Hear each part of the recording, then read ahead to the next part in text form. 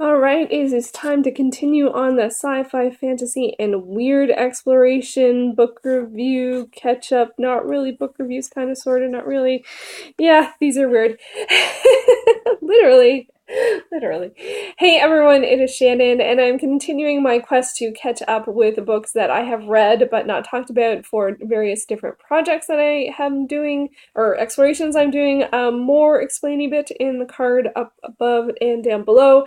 So these aren't technically like proper book reviews, but more of reactions, remembrances, experientially things, what it was like to read these texts. And for today, we have the collections I read in 2017, and this is a bit of a weird pairing. So I have the complete works of H.P. Lovecraft and the Fionavar Tapestry by Guy Gavriel Kay.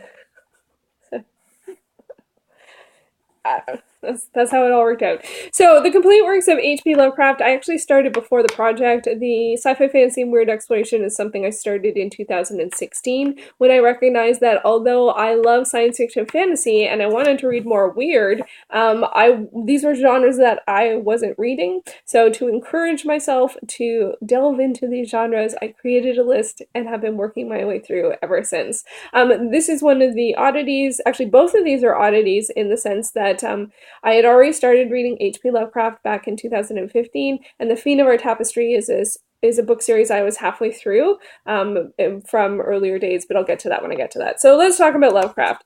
So that is the 22nd title in my sci-fi, fantasy, and weird exploration. I say title because it's like I actually read this edition. All of his works are public domain if you're interested, but I did buy an illustrated edition from Amazon that was like $2 or something like that. That was nicely formatted.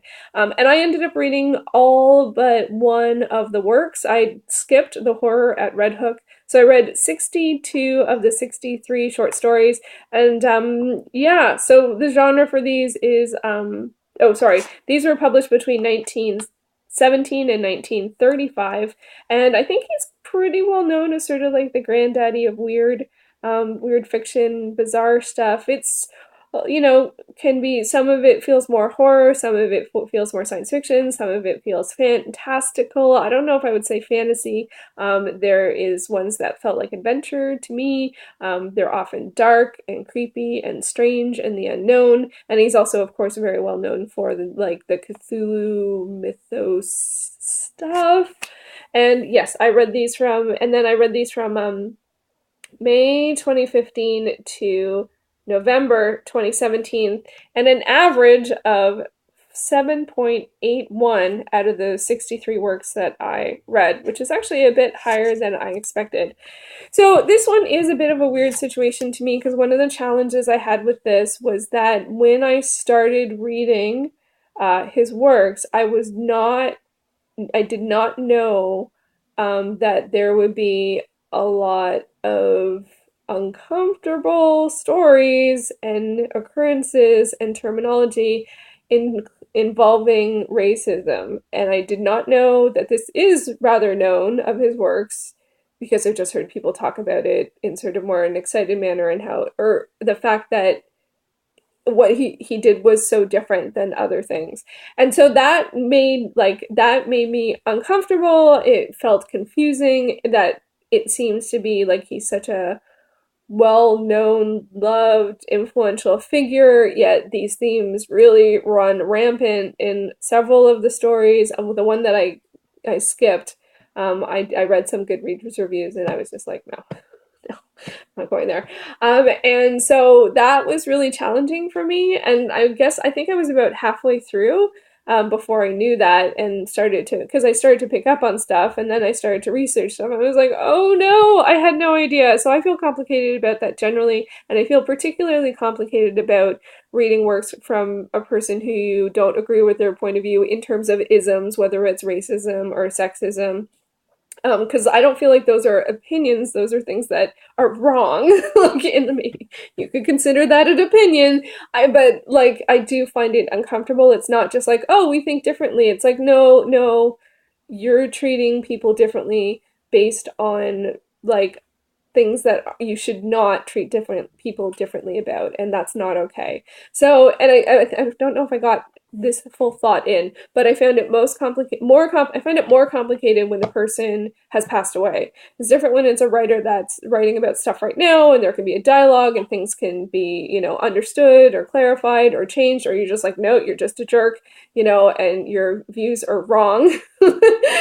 And so there's that. But when it's someone who's passed away, like, what do you do? What do you do? It's the whole separating the art from the artist question, and I don't know how I feel about that. And I don't feel resolved on how I feel about that. And it's something that I struggled with while I read this, because there were stories that I genuinely loved, and I did appreciate the otherworldly, bizarre, supernatural, otherworldly, kind of things going on. And it was kind of, I think, kind of one of the nice things though was that I did enjoy works from like his entire chronology, like from like the first one, The Tomb, that I read. I was like taken right away. I read that one on my phone before I had a Kindle. I read it on the Kindle app. And then like even ones, I think the most recent one that I ended up really enjoying was The Thing on the Doorstep. So some of my favorites were The White Ship, The Music of Erich, Zann, The Descendant, Behind the Wall of Sleep, and The Cats of Ulthar. Cats of Ulthar. Wow. And but ultimately my favorite was The Quest for Iranon. That one just, that hit me so much. And it's probably one of the least weird ones. I feel like that would be a great one to hear, like a storyteller tell you the story. Not just have it narrated, which is good too, but like actually to feel it like a story, like sitting down listening to someone telling a story. It has a real strong resonance. That one did. So yeah, and then there were some ones that I didn't like. There were some that got offensive, and I started to speed read them, but I only skipped the one. And so yeah, I feel very complicated about Lovecraft, especially since there is lots of Lovecraft inspired stuff. How do you approach that? Do you approach that? Like, it's obviously he is culturally influential in the world of science fiction, fantasy, and weird. Like, there's no question in that. But what do you do when so much of it can be riled up in what, like, in negativity, in how, in depiction of people? And yeah, I found very complicated about it. So, and unresolved. So I would love to hear your thoughts on that. Is it something that is a yay or nay for you on whether or not you're going to read an author, how you feel about it? Do you feel differently if the author is deceased or not? Because I do a little bit, but not tons. So that is still unresolved. So yeah, but overall, it was a huge achievement to read them. And I gotta say, that felt good. Like, I can't quite believe, like, in some ways I wish I had read that one other story so then I could say, oh, I've read all of Lovecraft. And I do actually say that. I say that. I've heard myself say that. So I kind of feel like I've read it all, even if I didn't read just that one, all of his fiction, and because I think he wrote nonfiction too. But yeah, so I read the complete works. I consider it read. It's read on Goodreads. Yeah. So on to another collected works, and that is one I enjoyed much, much, much, much more, and that is the Fionavar Tapestry by Guy Gavriel Kay. This is the 19th title I read for the sci-fi fantasy and weird exploration. These books were published between 1984 and 1986, and I would classify them as fantasy and slightly urban fantasy, but mostly fantasy. And they are Canadian. Woohoo! And I remember reading them and being so, like, just drawn into it, because the first book, The Summer Tree, actually starts in Toronto, and like in Convocation Hall, which is a place that I had been, and it's part of U of T. And I was just like, how can a fantasy book be like in Toronto? And what is this? And it was just all amazing and wide-eyed and wonderful goodness. And I just totally took to it right away. So this is one series where it is a bit weird, because I literally had read half of it going in. I'd read The Summer Tree and half of The Wandering Fire, but I got stuck in The Wandering Fire, not because of the book, but because of an external situation, and unfortunately that threw me out of the loop until many years later. And finally, when did I read these? Winter to summer 2017. I got these from the library, and I got the different editions. Like, this is The Summer Tree. This is the edition that I had. That's the original edition. And then they have a newer I don't even think that's not actually the ones the ones I got didn't look like that, but they were close. Like they had this image, but a different sort of title part. So that's The Wandering Fire, and then The Darkest Road. So, but for me, it sort of will always be this like awesome image. That's sort of how I think of the stories. So yeah, so these are fantasy. They follow a group of 20-ish year olds from U of T. Most, I think they're all from U of T, who end up in a fantasy world. So actually, I see my other. Oh, this is interesting. This is very interesting because I talked about portal worlds in and when I talked about the kids lit that I wrapped up, and I felt very strongly that I don't like portal worlds, but in a sense, this kind of is, and I loved it. Like I'm just gonna say right out there, I loved it. This got an average of 9.17 for me, which is might be the highest. Actually, it probably is the highest. And the Summer Tree, I gave 9.5. The Wandering Fire, I gave 9.5. And the Darkest Road, I gave 8.5. I don't remember why I gave it less. Maybe it was there was a lot going on, and it was hard to follow it a little bit. But maybe I don't know. So I love these books. I love them. I love them. I would love them. I highly recommend them. I don't even want to say too much about them because there are easily, you could say things that I feel like you don't need to know it going in. But it follows a group of 5 people who end up in a fantasy like land, fictional monarchies, magic, um, no technology, fighting with swords, magic. I'm trying to think of, there is magic, but it's more like well, just read it. I'm like, just read it.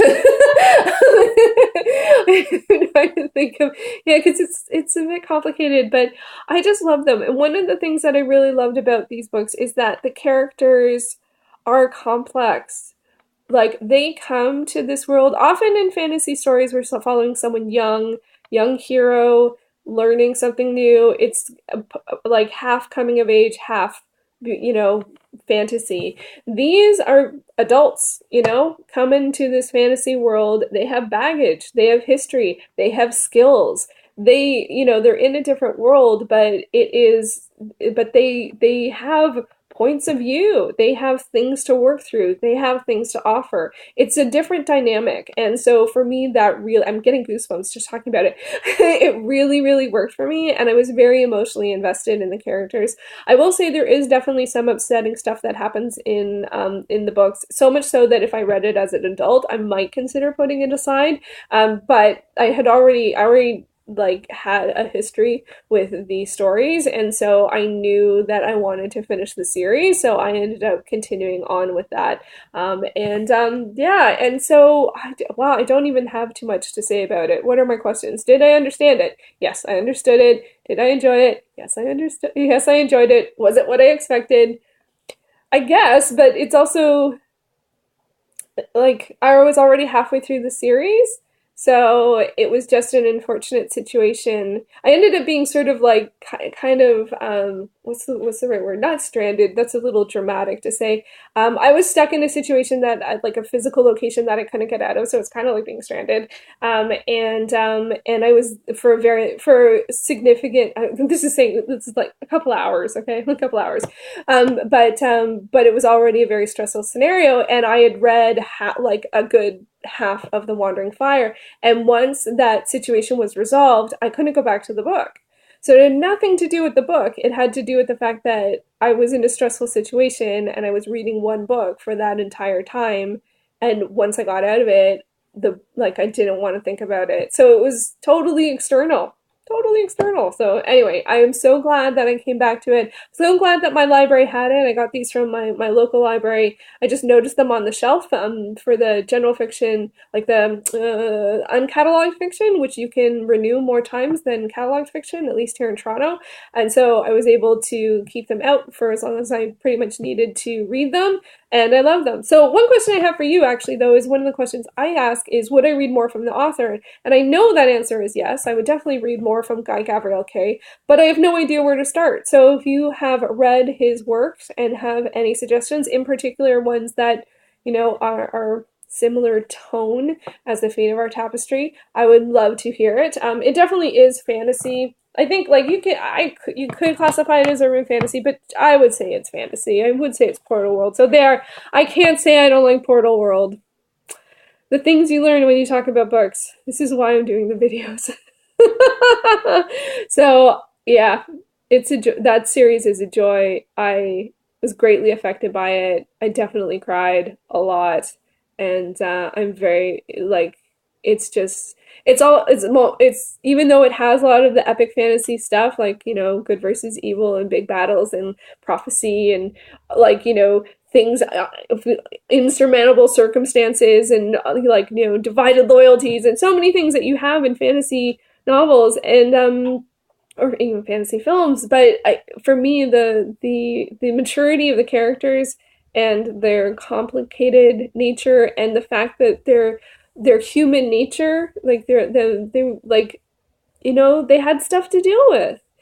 Yeah, it dealt with the how it dealt with humanity was so real, regardless of the fact that it was elsewhere, and that I really, really appreciated and really, really resonated. So yeah, so it's for me, it does feel like a bit more of a mature, type of work because it really delves into complex human situations, and I was happy to go there. So there you go, Lovecraft and Fionavar. I wonder what will be next. Thank you so much for watching, and yeah, there'll be a new video soon. Take care.